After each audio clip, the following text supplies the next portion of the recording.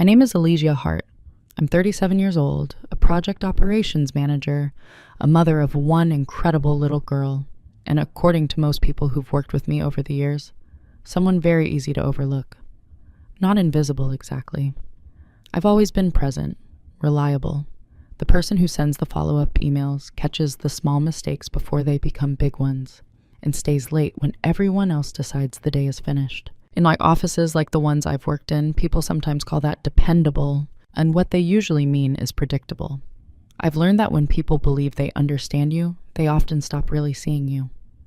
To most of my colleagues, I was the calm one, the quiet professional who never raised her voice in meetings, the woman who solved problems without needing recognition, the employee who could be trusted to carry the extra weight when deadlines appeared out of nowhere. And for a long time, that description was mostly true. What they didn't know was that my life outside the office had boundaries. I protected fiercely. My daughter, Lily, was 8 years old at the time this story begins. She loved drawing dragons, hated broccoli with an almost theatrical intensity, and had spent weeks preparing for her very first school play. It wasn't Broadway. It was an elementary school stage with cardboard trees and children wearing oversized costumes. But to Lily, it mattered more than anything in the world. And to me, that meant it mattered just as much. The day everything changed began with something that sounded serious enough to make anyone panic. An emergency meeting. My boss called me while I was sitting in the audience of my daughter's school auditorium minutes before the play was supposed to start. His voice carried that tone managers use when they want you to feel urgency before they even explain why. He told me the company needed me back at the office immediately. Something critical had come up. So I did what I had been trained to do for years. I apologized to my daughter. I promised I would make it up to her. And I rushed across the city, believing the company was facing a crisis only I could help solve. When I arrived breathless at the office, the meeting lasted 6 minutes, and the emergency, it was about changing the color of the presentation slides for a client pitch. That moment didn't explode into anger. There was no shouting, no dramatic confrontation, but something inside me shifted in a way that would quietly change everything that came afterward. This story isn't about revenge, and it isn't about humiliation or dramatic victories. It's about something far quieter than that. It's about the moment you realize the role people expect you to play, and what happens when you decide not to play it anymore. Before we go any further, I'm curious about something. Have you ever had a moment where someone treated your time or your life as if it mattered less than theirs? If you had asked anyone in my office who I was before that day, the answers would have sounded almost identical. Elysia, oh, she's the reliable one. She keeps everything running. Honestly, if something goes wrong, she'll fix it. They said these things like compliments, and in a way, they were. But there's a subtle difference between being respected and simply being depended on. Respect invites curiosity about a person. Dependence only notices them when something breaks. For nearly 9 years at the company, I had built a reputation that made my life both easier and strangely smaller at the same time. People trusted me with complicated projects because they knew I wouldn't panic. I didn't argue in meetings. I didn't fight for attention. I simply listened, organized the chaos, and quietly made sure the final result looked polished when it reached the client. If you've ever worked in a corporate environment, you know that every office has a few people like that. The quiet stabilizers. We're rarely the loudest voices in the room. But somehow, when we take a day off, everyone suddenly realizes how many invisible threads we were holding together. Still, I never saw myself as a victim of that role. I chose it. Partly because I'm naturally calm, partly because chaos exhausts me, and partly because my real priorities existed outside the office. My daughter Lily was the center of my world in a way I rarely talked about at work, not because I was hiding her, but because offices have a way of turning personal life into a polite afterthought. You mention your child once or twice. People nod kindly. Then, the conversation returns to quarterly projections. But Lily wasn't a footnote in my life. She was 8 years old, with an imagination that turned ordinary afternoons into entire kingdoms of cardboard castles and stuffed animal armies. She had recently decided she wanted to become either an artist or a dragon trainer, depending on the day. Her school had announced a small theater production for the spring semester. Nothing elaborate, just a short play performed by the 3rd grade class. Lily had been cast as a forest guardian, which, in her interpretation, meant wearing a handmade green costume, covered in paper leaves, and delivering exactly 3 lines with the seriousness of a Broadway lead actress.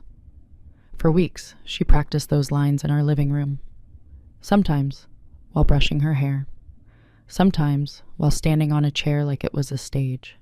And every time she finished, she would look at me with that hopeful expression children have when they're waiting for approval.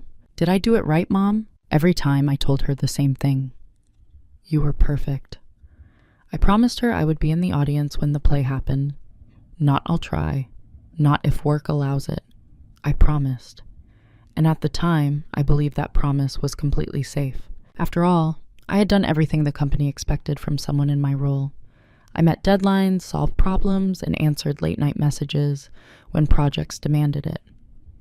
In return, I assumed something simple, that when I needed one afternoon for my daughter's school play, it wouldn't be treated like an inconvenience. Looking back now, I realized something important. The office didn't see me as someone who occasionally helped during emergencies. They saw me as the person who would always adjust her life when the company asked. And once people begin to believe that about you, they rarely question it again. At least, not until something changes. The first time I noticed it, nothing dramatic happened. No argument, no raised voices, just a small moment that passed quickly enough for most people in the room to forget it entirely. But I didn't forget. It happened about 3 months before Lily's school play. We were sitting in our weekly project meeting, one of those long conference table gatherings where laptops glow softly and everyone pretends to listen while checking emails. The room smelled faintly of burnt coffee, and the whiteboard behind my boss was filled with deadlines written in thick blue marker. My boss, Daniel Mercer, had a habit of pacing when he talked. Not aggressively, just the restless movement of someone who believed motion made ideas sound more important. That morning, he was discussing a new client proposal, a big one. Everyone leaned forward a little more when the numbers appeared on the screen. New clients meant bonuses, promotions, recognition, the usual corporate currency. Daniel clicked through the presentation slides quickly. Slide, slide, slide. Then he stopped. "Something's missing," he said. The room went quiet. People always went quiet when Daniel said things like that. He scanned the table before his eyes landed on me. "Alicia, can you take care of this?" He didn't explain what this was yet. He rarely did. The assumption was always that I would figure it out. "Of course," I said. He nodded once, satisfied, and continued the meeting. 10 minutes later, the discussion shifted to scheduling. One of the marketing leads mentioned a potential weekend work session if the proposal timeline became tight. Another manager sighed dramatically. "Weekends again?" he joked. A few people laughed.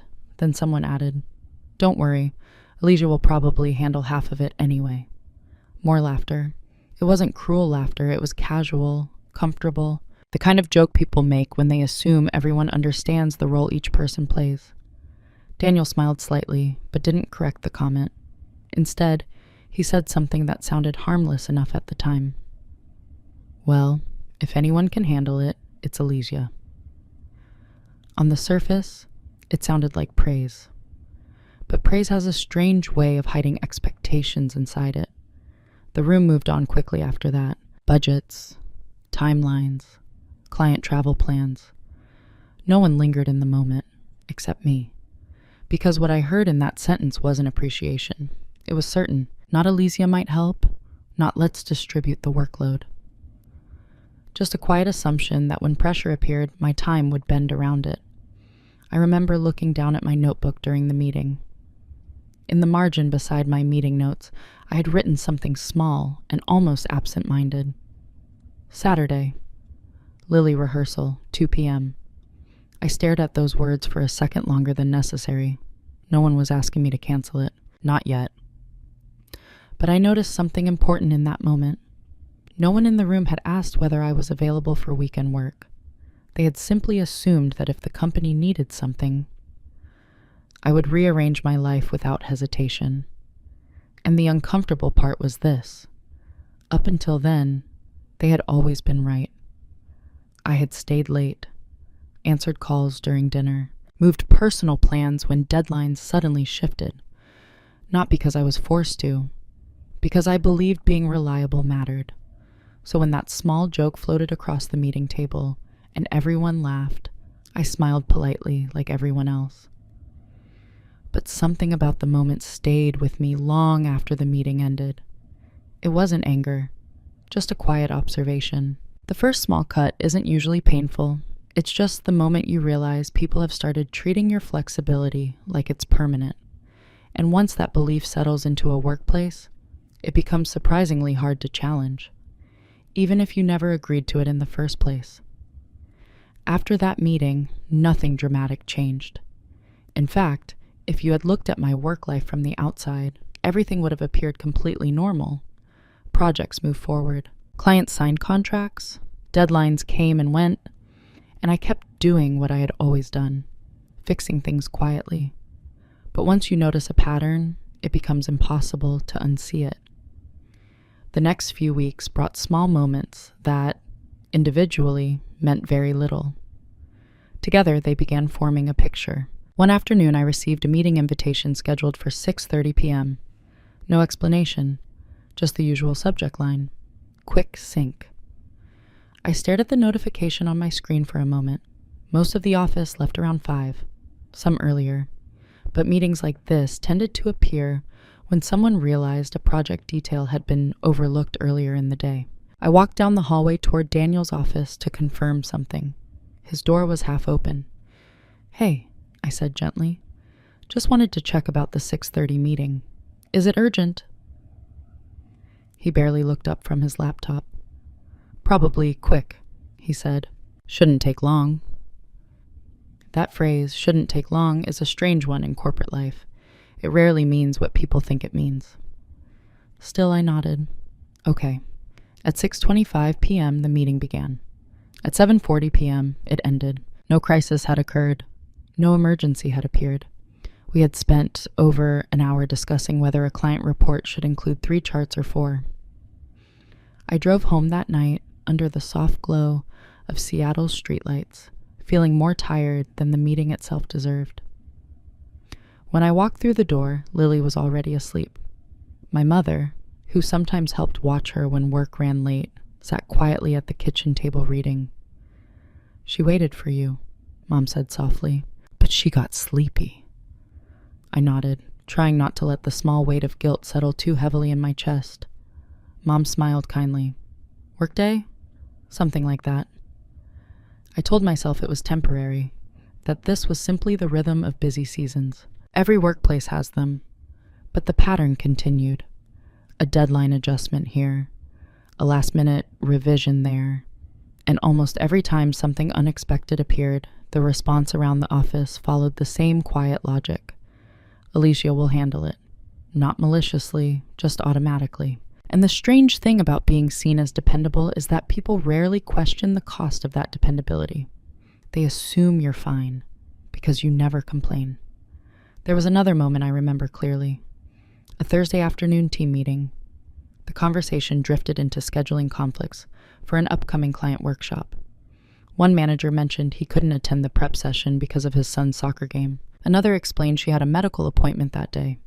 Both reasons were accepted immediately, no hesitation. Then Daniel glanced at the calendar and said, almost casually, "Alicia, can you cover the prep meeting?" It wasn't framed as a question, more like a confirmation. I looked at the date on the screen. May 14th, Lily's school play. For a moment, I considered speaking up. Just a simple sentence. I actually have something that evening. But the room had already moved on. people were discussing travel logistics. Someone asked about catering. The meeting continued as the decision had already been made. And in that moment, I did something I had done many times before. I told myself it was easier not to interrupt, easier not to complicate things. I would sort it out later. That's how normalization works. Disrespect rarely arrives loudly. It grows quietly in the spaces where you choose not to push back. Not because you're weak, because you're trying to be cooperative, professional, reasonable, and slowly, almost invisibly, people begin to assume your silence means agreement. Looking back, I realize something now that I didn't fully understand then. When you consistently solve problems for everyone else, eventually, you become the solution they use instead of solving the problem itself. And once that role settles around you, it can feel strangely permanent, until something forces you to see it differently. By the time spring arrived in Seattle, the pattern had become so familiar that most people in the office probably didn't even notice it anymore. And to be fair, neither did I, at least not consciously. Roles in workplaces rarely get written down. No one hands you a document saying, "Here's the version of you we expect." Instead, the role forms slowly, through habits, through expectations, through the small ways people react when something goes wrong. Over time, I realized my role had 3 simple qualities: reliable, useful, invisible. Reliable meant I rarely said no. Useful meant problems tended to end up on my desk. Invisible meant that once those problems were solved, people moved on without thinking about who solved them. Again, none of this was openly cruel. In fact, many of my coworkers genuinely liked me. They greeted me warmly in the mornings, asked about Lily occasionally, and thanked me after big projects were completed. But gratitude and recognition are not the same thing. Recognition pauses long enough to understand a person. Gratitude is often just a quick sentence before the next task appears. I remember a specific afternoon when the reality of my role became unusually clear. We had just finished preparing materials for a major client presentation. Weeks of work had gone into it: data analysis, logistics coordination, scheduling multiple departments. I had spent several late evenings making sure every detail lined up. The presentation went well. The client signed the contract. Back at the office, people gathered near the break area, where someone had placed a small tray of celebratory cupcakes on the counter. Daniel stood near the center of the group, casually retelling parts of the presentation like a highlight reel. "Great teamwork today," he said. Everyone nodded. Someone clapped lightly. Another person joked about finally sleeping before midnight. I stood slightly toward the edge of the group, holding a cup of coffee that had already gone cold. Not excluded, just slightly outside the circle. At one point, Daniel glanced toward me. "Of course," he added. Elijah kept everything organized behind the scenes. It was said kindly, but the phrase "behind the scenes" stayed with me, because that was exactly where my role lived, behind the scenes. After the brief celebration, the group slowly dispersed back to their desks. The cupcakes disappeared quickly. Emails started arriving again within minutes. The office returned to its usual rhythm. I walked back to my desk and sat down quietly. On my computer screen was my calendar, deadlines, meetings, project checkpoints, and one personal entry I had added weeks earlier: Lily, school play, 4 p.m. I remember staring at those words for a moment, not with worry yet, just awareness, because by then I had begun to understand something important about the role I occupied at work. When you become the person everyone relies on, you stop being treated like someone with competing priorities. Your life becomes adjustable, flexible, convenient. No one says it out loud, but it sits quietly beneath every request. And the most surprising part was this: I had helped create that role myself. Every time I absorbed extra work without question, every time I stayed late without mentioning what I had postponed in my personal life, every time I believed professionalism meant quietly caring more than anyone asked me to. None of it felt like a mistake at the time. It felt like responsibility. But responsibility, when left unchecked, has a way of slowly turning into expectation. And expectations, once established, can be surprisingly difficult to change, especially when the person everyone depends on finally decides to draw a line. The truth is, at that moment, I still hadn't drawn that line yet. But I was getting closer to realizing something. The role everyone believed I would always play might not be the role I wanted anymore. The day Lily's school play arrived felt unusually calm. Sometimes the days we remember most clearly don't begin with tension.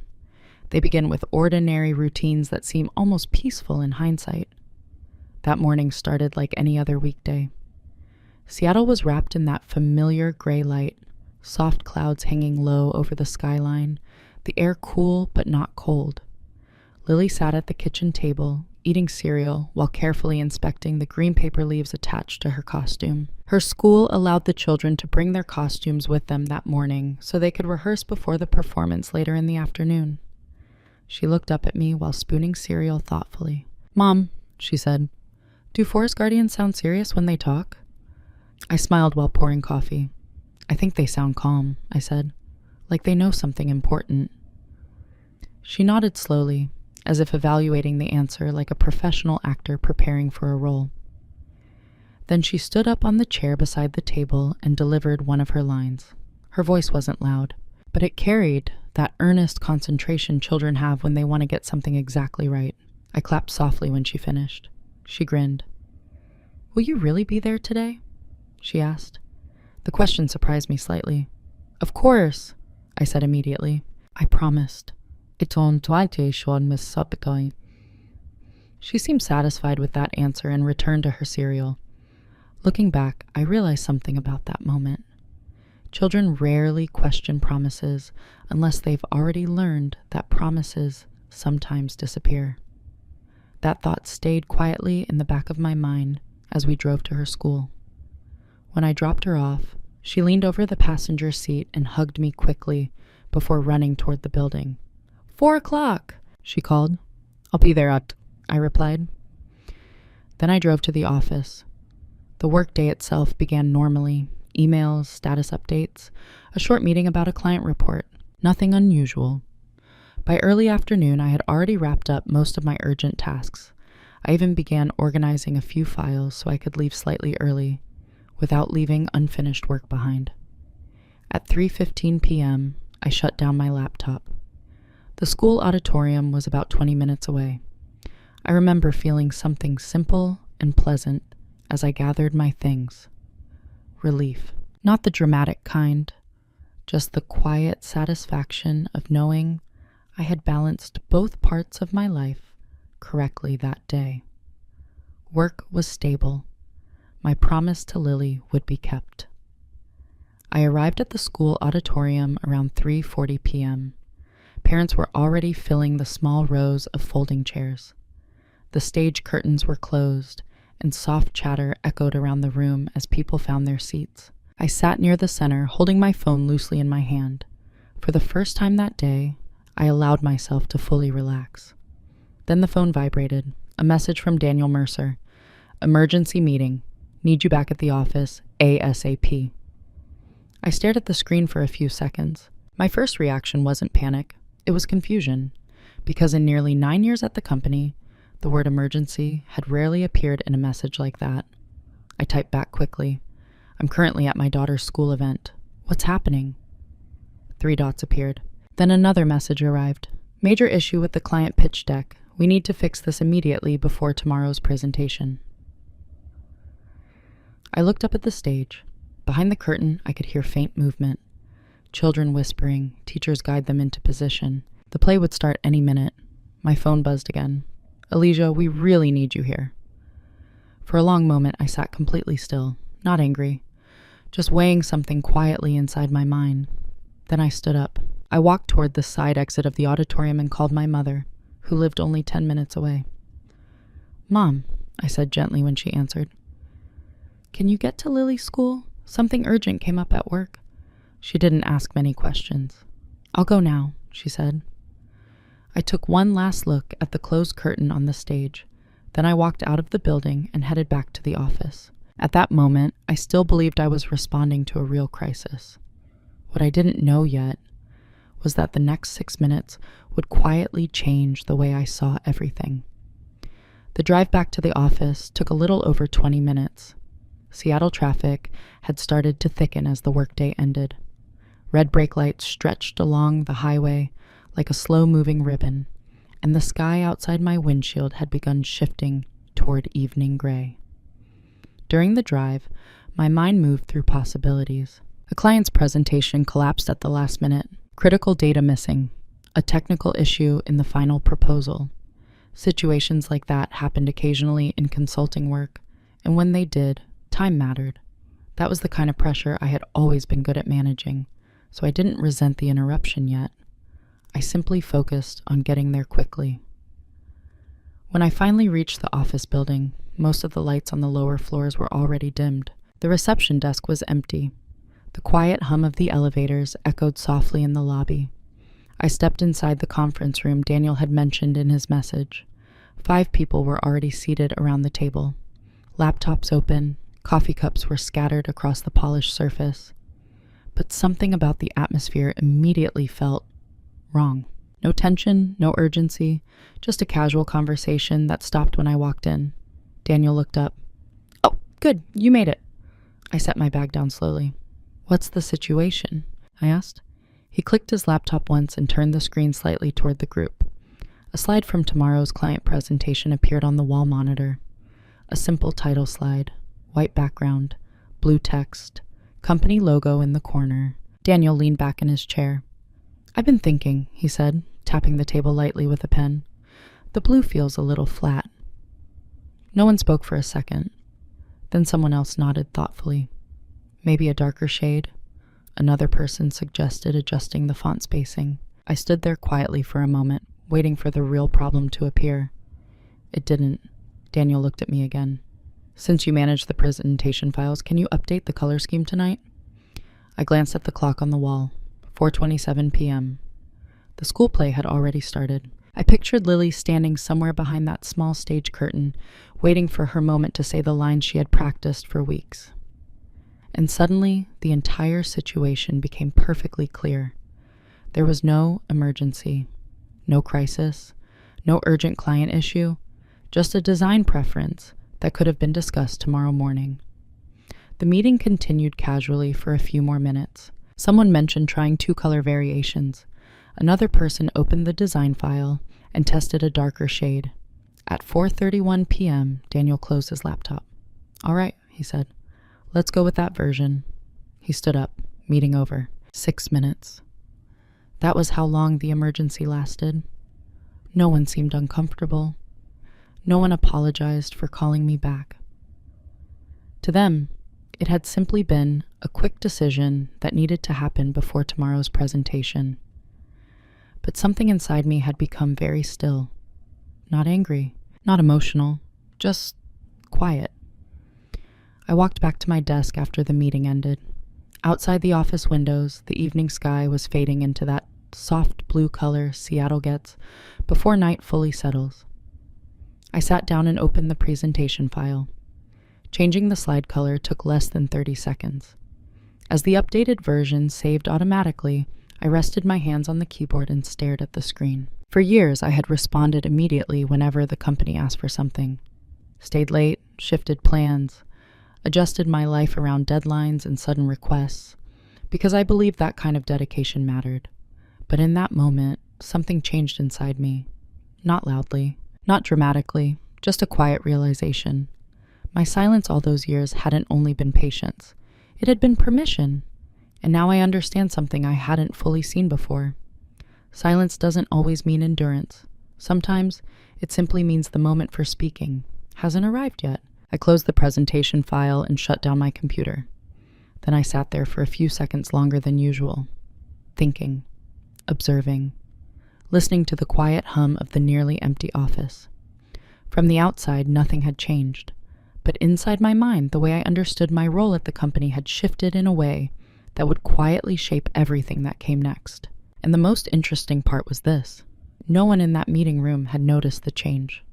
To them, I was still the same dependable person who had walked in 6 minutes earlier. But silence, when it becomes a choice instead of a habit, can look exactly the same from the outside. The next morning, the office looked exactly the same. The same coffee machine is humming near the break room, the same quiet rhythm of keyboards clicking across the open floor. The same morning, greetings were exchanged in passing. "Morning, Alicia." "Morning." No one mentioned the meeting from the previous day, not Daniel, not anyone who had been in the room. And I didn't bring it up either. From the outside, nothing about my behavior changed. I answered emails, attended meetings, reviewed project timelines. If someone had watched me that week, they would have seen the same person they had always known, calm, efficient, dependable. But something subtle had shifted in the way I paid attention. For years, I had focused almost entirely on solving the next problem in front of me. My job was to keep projects moving smoothly, which meant my attention always pointed forward, toward the next deadline, the next client request, the next unexpected issue. Now, for the first time, I began looking sideways, at the structure of things, how decisions actually flowed through the company, at who depended on what. One of the advantages of being the operations person in an organization is that you see parts of the system other people barely notice. Budgets pass through your spreadsheets. Contracts pass through your document folders. Client communication threads run through your inbox. Over time, you develop a quiet map of how everything connects. I had built that map without realizing how detailed it had become, and now I started studying it more carefully. Not obsessively, just curiously. During meetings, I listened differently. Instead of focusing only on tasks, I paid attention to patterns. Which projects relied on my coordination to stay organized? Which managers struggled when documentation wasn't perfectly prepared? Which deadlines quietly depended on processes I had designed years earlier? None of this was secret information. It was simply knowledge accumulated over time by someone who had been doing the same role for nearly a decade. But I began to realize something interesting. The systems I maintained every day were far more central to the company's operations than most people seem to understand. Without those systems, projects wouldn't collapse overnight, but they would become slower, messier, more fragile, like a machine missing a small gear that no one notices until the rest of the mechanism begins slipping. And yet, because those systems worked smoothly, people rarely thought about the person maintaining them, including Daniel. One afternoon, I watched him walk through the office discussing a new client pitch with 2 senior managers. They were debating strategy, revenue projections, presentation structure, important conversations. But at one point, Daniel stopped beside my desk. "Alicia, can you update the project tracker for the Phoenix account?" he asked. "Of course," I replied. He nodded, already turning back to his conversation before I finished typing the first line. That small interaction might have felt insignificant to anyone else, but it illustrated something perfectly. To Daniel, my role wasn't strategic. It was supportive. He saw the visible structure of the company, the deals, the clients, the presentations. I saw the invisible infrastructure holding those things together. Neither view was wrong, but one of them was incomplete. That week, I also began doing something else quietly. Documenting, not secretly, just thoroughly. I reviewed old process notes I had written over the years, organized files more carefully, clarified certain workflow instructions that had previously lived only in my memory. At first, even I couldn't have explained exactly why I was doing it. It felt less like planning and more like preparing. Not for conflict, just for clarity. Sometimes when people experience a moment of quiet disrespect, they react immediately. Anger, confrontation, emotional conversations. I didn't feel any of those impulses. What I felt instead was a slow curiosity. I wanted to understand something very precisely. If I stepped back even slightly from the role everyone expected me to fill, what would actually happen? Would anyone notice? Would the system adjust? Or would people begin realizing how much invisible work had been keeping everything steady? I didn't yet know the answer, but I had begun asking the question, and sometimes the most powerful shifts in a story don't begin with action. They begin with observation. Because the truth was this: while everyone else in the office believed things were continuing exactly as they always had, I had started paying attention to details they had never needed to see. Details that, over time, would quietly reveal where the real leverage in the company actually lived. And once you understand where leverage exists, you don't need to raise your voice. You only need patience. Because systems reveal their weaknesses eventually, especially when the person holding them together starts looking at them with new eyes. About 2 weeks after the meeting that pulled me away from Lily's school play, something happened that finally brought clarity to the quiet questions forming in my mind. It started with a very ordinary task. Daniel asked me to review the final contract documentation for a new client account. The project was one of the larger deals the company had signed that quarter, and as usual, the operational files passed through my desk before everything moved to the legal archive. I had done this hundreds of times before. Contracts, workflow approvals, internal responsibility charts. Most of it was routine. But while organizing the files, I noticed something I hadn't paid attention to in quite a while. The operations dependency structure. Large consulting firms often rely on a mix of formal hierarchy and informal systems. Officially, managers lead projects and teams execute tasks. But underneath that structure sits another layer, the operational framework that keeps every moving part synchronized. And over the years, I had built a surprising amount of that framework. Not intentionally, just gradually. A scheduling tracker that connected client deliverables with internal review cycles. A document library structure that allowed teams to find project history instantly. A workflow checklist that ensured compliance reviews happened automatically before client submissions. Individually, each system looked small. But together, they formed the invisible structure that allowed multiple departments to move quickly without constantly asking each other for updates. And as I reviewed the files that afternoon, I noticed something that made me pause. Nearly every one of those systems had one thing in common. They ran through accounts and access permissions that I personally managed. That wasn't unusual in operations work, but the deeper I looked, the clearer something became. Many of the processes people relied on every day were not just tools. They were frameworks designed and maintained almost entirely by me. If I stepped away from them suddenly, nothing catastrophic would happen immediately. But the small efficiencies everyone had grown used to would begin disappearing. Deadlines would take longer to coordinate. Documentation would become harder to locate. Teams would start asking each other questions that the system had previously answered automatically. I leaned back slightly in my chair as that realization settled. Again, I didn't feel excitement or revenge, just clarity. Because for the first time, I understood something very precisely. My value to the company had never been limited to the tasks people asked me to perform. My value lived in the systems I had quietly built over the years. And systems are interesting things. They rarely draw attention while they work.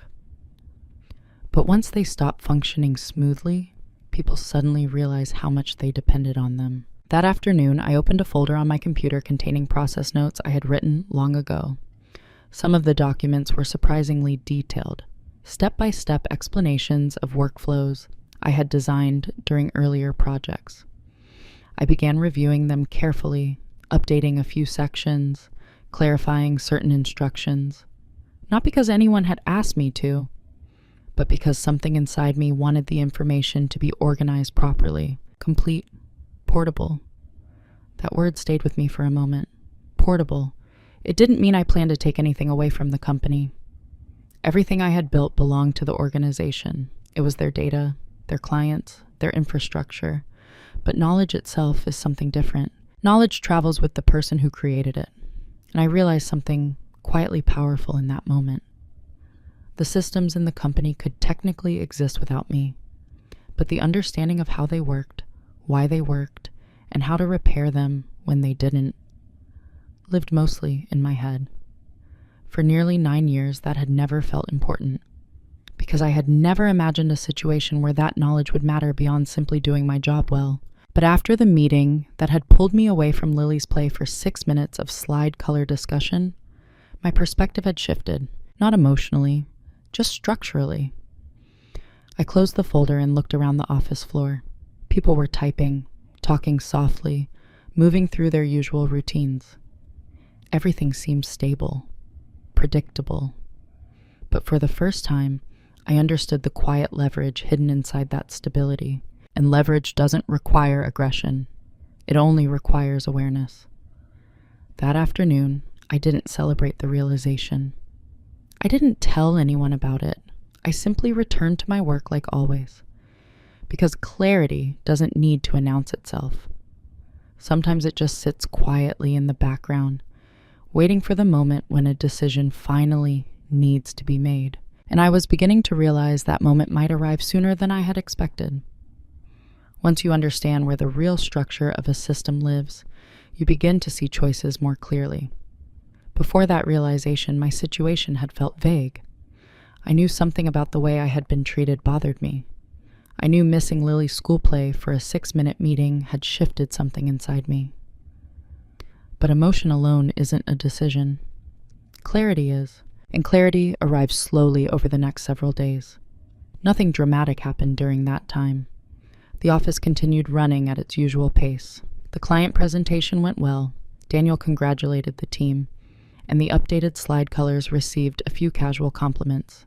No one mentioned the emergency meeting again, and I didn't mention Lily's play, not because I was hiding anything, simply because I had already begun thinking about the situation differently. For years, I had assumed the only two possible responses to workplace disrespect were confrontation or endurance. You either speak up loudly or you quietly tolerate it. But the more I thought about the systems I maintained and the knowledge I carried, the more I realized there was a third option. Choice. Not a dramatic one, just a deliberate one. One evening after work, I sat at the kitchen table with my laptop open while Lily colored pictures beside me. She had already told me about the play earlier that day. My mother had recorded part of it on her phone so I could watch later. Lily's performance lasted maybe 30 seconds on screen. She stood proudly in her Forest Guardian costume, delivered her 3 lines with careful seriousness, and then walked off stage with a small wave. When the video ended, Lily looked up at me. "Did I sound calm like you said?" "You sounded perfect," I told her. She smiled and returned to her drawing. But as I sat there watching her concentrate on her crayons, something inside me settled into place. The real issue wasn't the meeting. It wasn't even Daniel. The issue was the assumption that my life outside the office would always adjust around the company's convenience. That assumption had formed slowly over years of quiet cooperation. And because I had never challenged it, it had hardened into certainty. The question now was simple. What did I want my life to look like going forward? I considered several possibilities. I could confront Daniel directly and explain why the meeting had bothered me. That might create a temporary change in behavior, or it might simply make things uncomfortable without altering the deeper expectations surrounding my role. I could also continue working exactly as before. Many people do.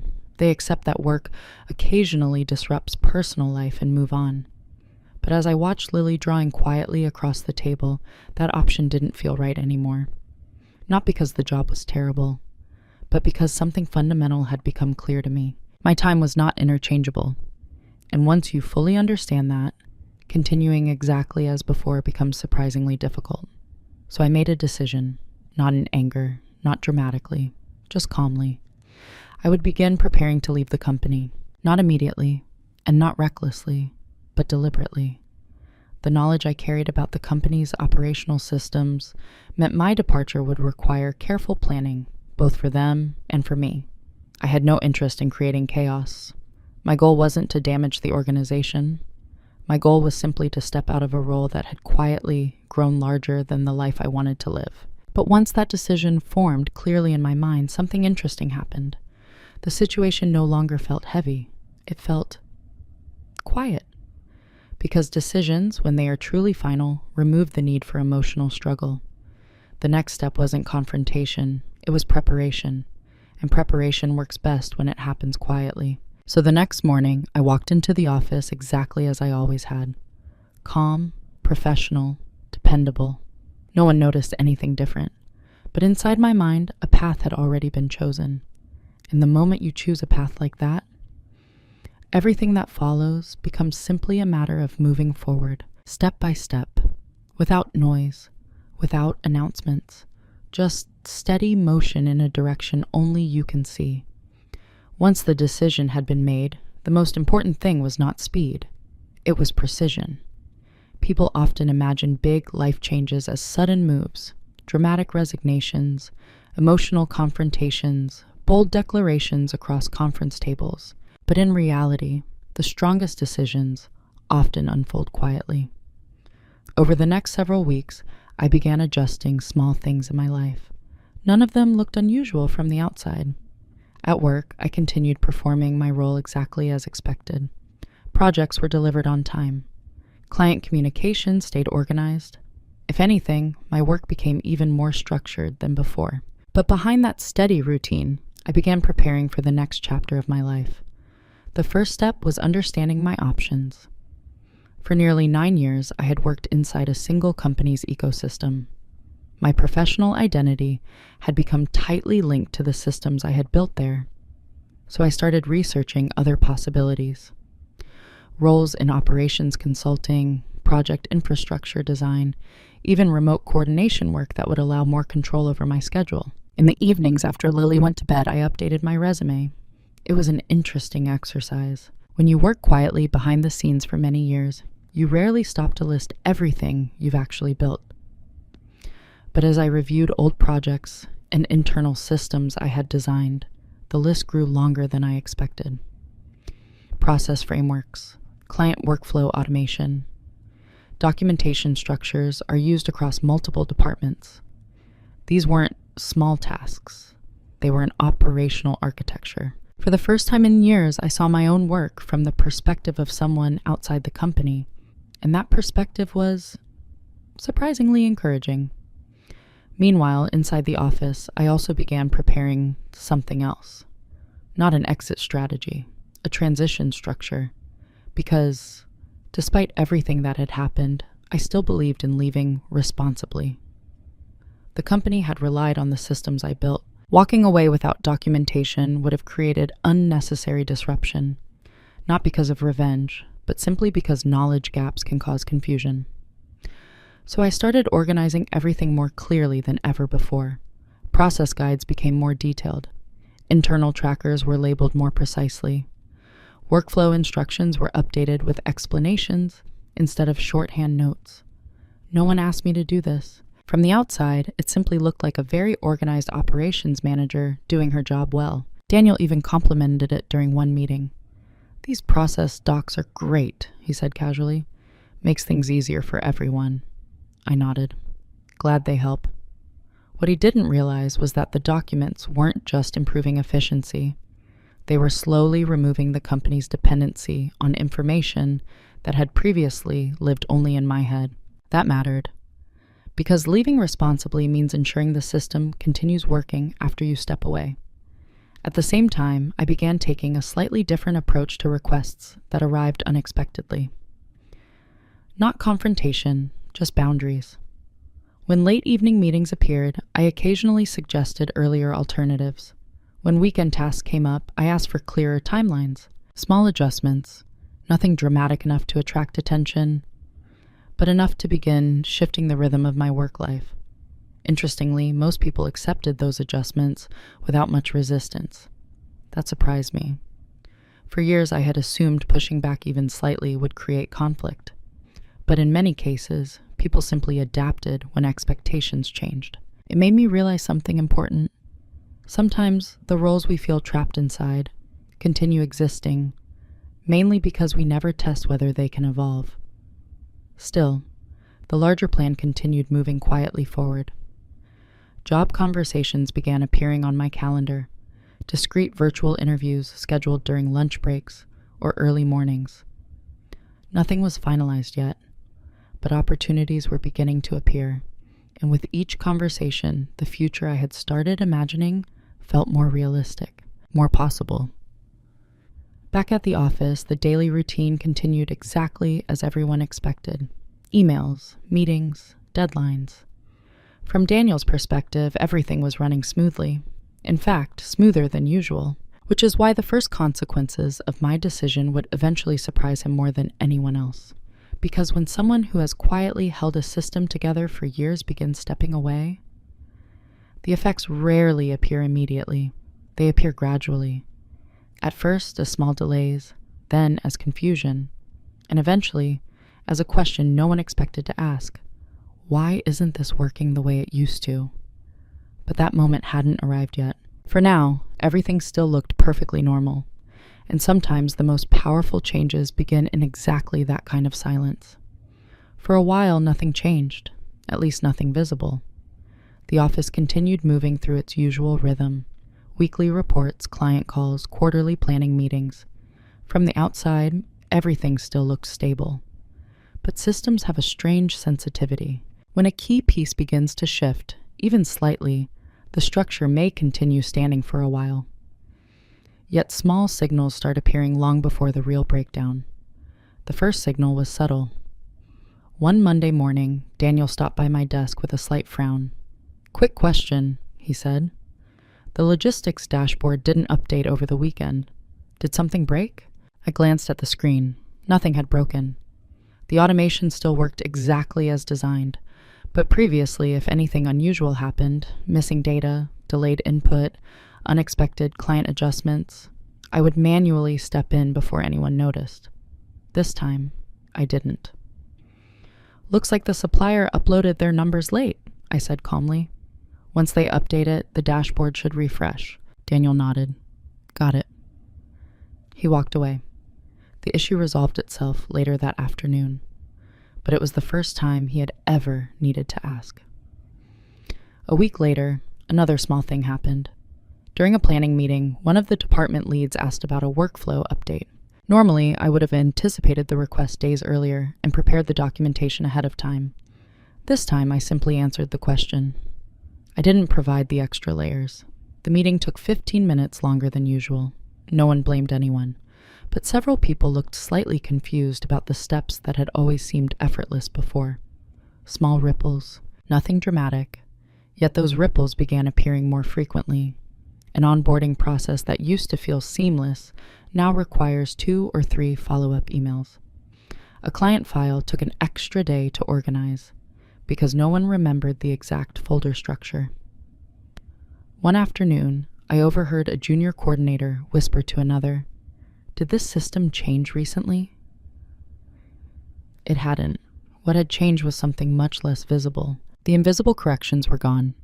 For years, I had quietly smoothed the rough edges before anyone saw them. Now the edges remained. Meanwhile, Daniel continued operating under the assumption that everything was functioning normally. In fact, from a leadership perspective, the company still looked efficient. Deadlines were still met, clients were still satisfied. But inside the machinery, friction was beginning to grow. And friction, when ignored long enough, eventually creates heat. One Thursday afternoon, that heat finally surfaced. We were reviewing the quarterly operations metrics when Daniel leaned back in his chair. "Something feels slower lately," he said. The room went quiet for a moment. Several managers glanced at their reports. The numbers weren't terrible, but they weren't as smooth as before either. Response times had increased slightly. Internal ticket resolutions were taking a bit longer. Nothing catastrophic, just different. Daniel looked at me. "You notice anything on your end?" I considered the question carefully. "Workload across departments has been growing," I said evenly.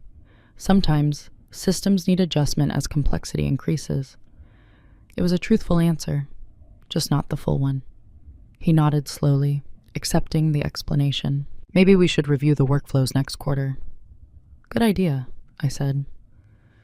The meeting moved on, but that moment marked something important.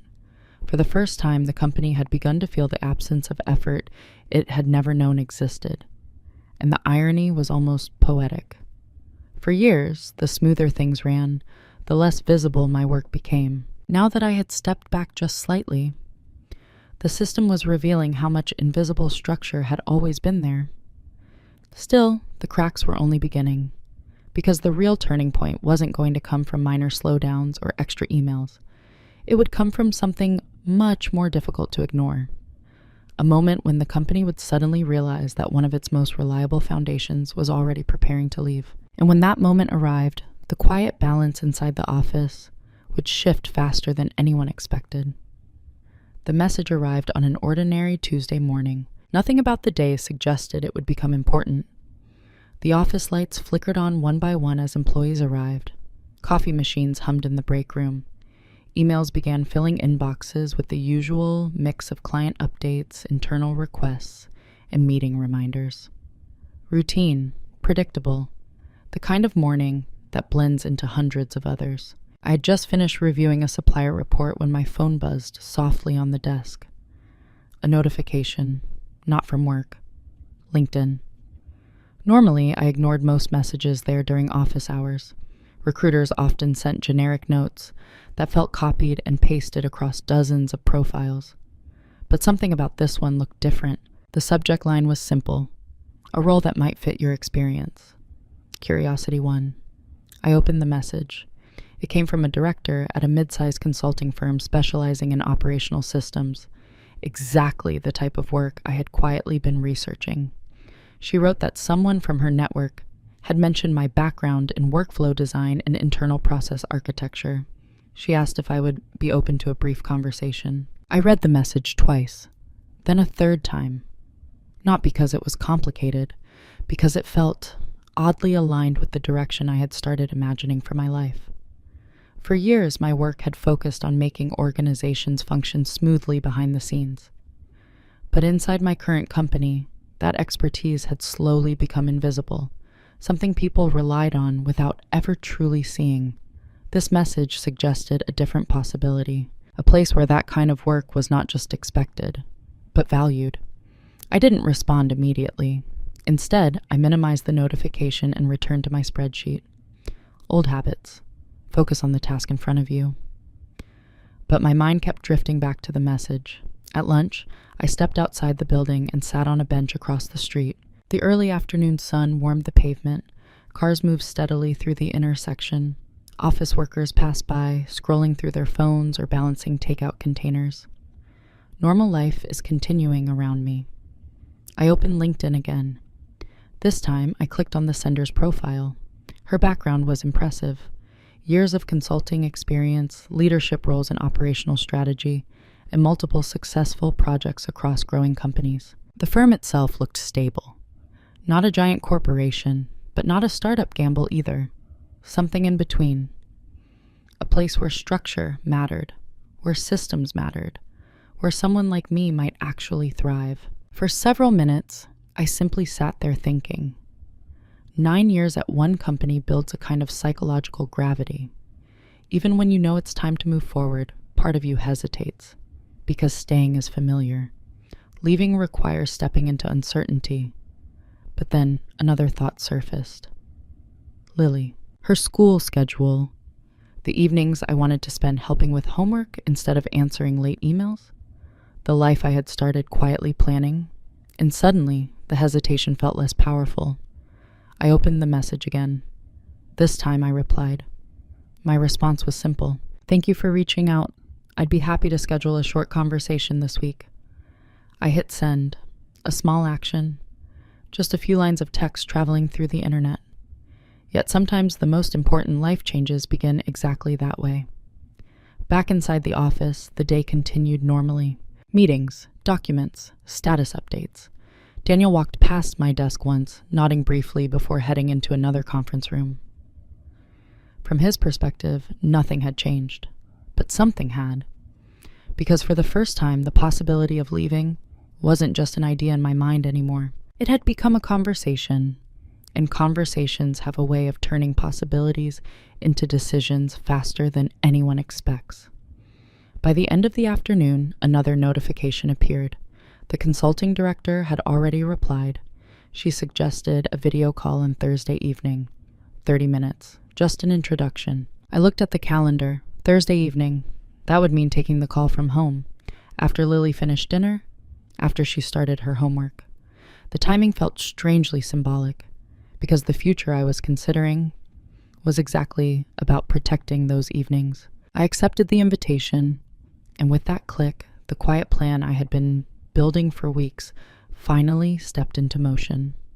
What I didn't realize yet was how quickly that motion would begin affecting everything around me, including the office that still assumed I would always be there holding the system together. The conversation happened on an ordinary afternoon. No crisis, no tension, just a quiet moment between meetings. I knocked lightly on Daniel's office door. "Do you have a minute?" He looked up from his laptop and nodded. "Sure." I sat down and placed a single sheet of paper on his desk. "I wanted to give you my notice," I said calmly. "I've accepted another position." For a moment, he didn't react. Then he leaned back slightly. "You're leaving?" "Yes." The room stayed quiet for a few seconds. "You've been here a long time," he said. 9 years. And he looked at the letter again, as if trying to understand something he hadn't expected. "Is something wrong?" he asked. I shook my head gently. "This new role aligns better with the work I want to focus on." It wasn't anger. It wasn't frustration. Just clarity. Daniel nodded slowly. "Well, I guess we'll need to plan the transition. That's why I'm giving 4 weeks," I said. "I want the handover to be smooth." He stood and extended his hand. "I wish you the best." I shook it. "Thank you." And just like that, the conversation ended. No confrontation, no raised voices. Sometimes the most powerful moment isn't an argument. It's simply the quiet decision to walk forward. My last day at the company was surprisingly quiet. A few coworkers stopped by to say goodbye. HR sent a short message thanking me for my time. 9 years. Ending in a very ordinary afternoon. I packed the few personal things from my desk. A photo of Lily. My notebook is filled with years of system diagrams, and the mug she painted for me that said "Best Mom Ever." When I walked out of the building that evening, I paused for a moment in the parking lot. Not because I felt regret, but because chapters deserve a moment of acknowledgement. The following Monday, I started my new role at the consulting firm, and almost immediately, something felt different. People asked deeper questions. They wanted to understand systems, not just finished tasks. For the first time in years, my ideas weren't just accepted, they were expected. Slowly, I began speaking more in meetings, sharing insights earlier, contributing not just effort, but perspective. And outside of work, something else changed too. I was home for dinner. I had time to help Lily with homework, time to listen when she wanted to talk. One evening, she asked me, "Do you like your new job?" I smiled. "Yes." "Why?" "Because the people there see what I do." And that simple truth changed everything. Looking back, the most important part of this story wasn't the 6-minute meeting. And it wasn't the moment my boss asked me to cancel my daughter's school play. Those moments were frustrating, but they weren't the real turning point. The real turning point was realizing something simple. Endurance is not the same thing as strength. For a long time, I believed being reliable meant always saying yes. Yes to late meetings. Yes to last-minute demands. Yes to priorities that always seemed more important than my own life. Eventually, that became normal. Not because anyone meant harm, but because systems adapt to the behavior we allow. But quiet strength doesn't mean carrying everything forever. Sometimes quiet strength means calmly choosing a different path. Leaving didn't destroy the company. Businesses adapt. People move on. But the change mattered for something more important. My life. I gained time with my daughter. I found work where my skills were respected, and I learned that the best response to being underestimated isn't revenge. It's growth. Growth that leads you to places where your value is finally seen. So now I'm curious about you. Have you ever had a moment at work when you realized your effort wasn't being valued? And if you did you stay and try to fix it? or did you choose to move forward? I'd love to hear your story. Cảm ơn các bạn vì đã theo dõi đến cuối. Đừng quên ấn like, share và bật chuông để không bỏ lỡ những video mới nhất nhé. Hẹn gặp lại.